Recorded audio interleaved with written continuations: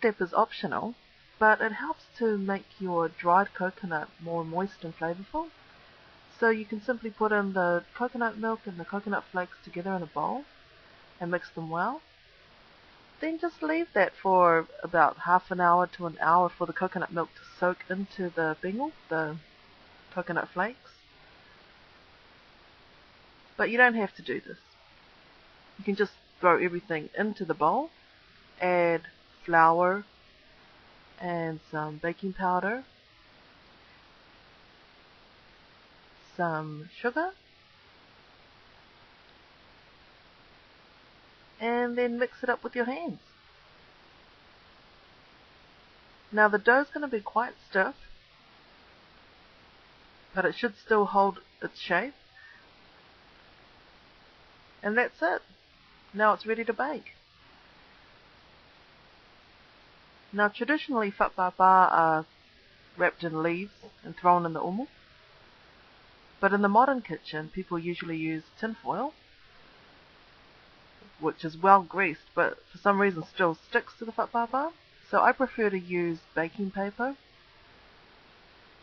The baking paper I still grease, even though I know it's not going to stick, because, you know, butter tastes good. But the baking paper just allows the whakpapa to expand, and you can open it up a little more easily to check if it's done. So just take a piece of dough, flatten it out so that it's no thicker than an inch. It's 2.5 centimeters. And just roughly shape it into a flat slab. And wrap it loosely with the baking paper,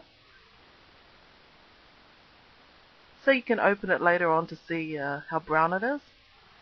And just tuck the ends under, and then put them in the oven to bake.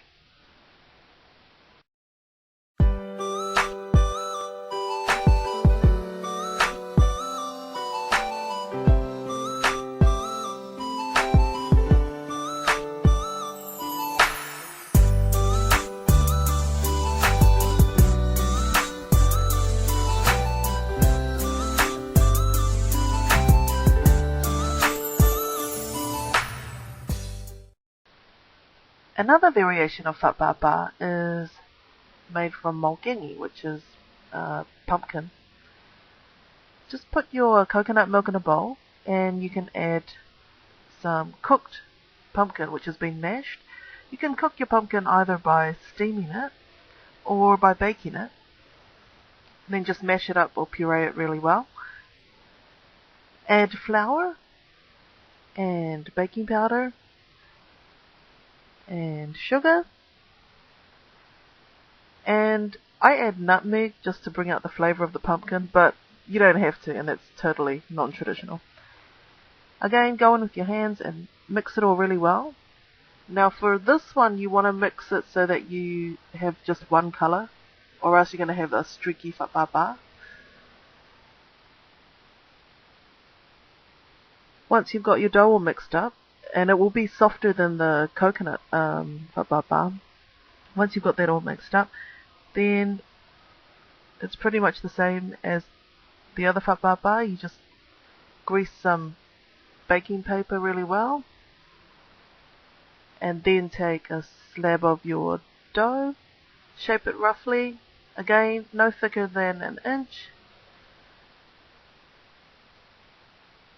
wrap it loosely, and then it's ready to bake.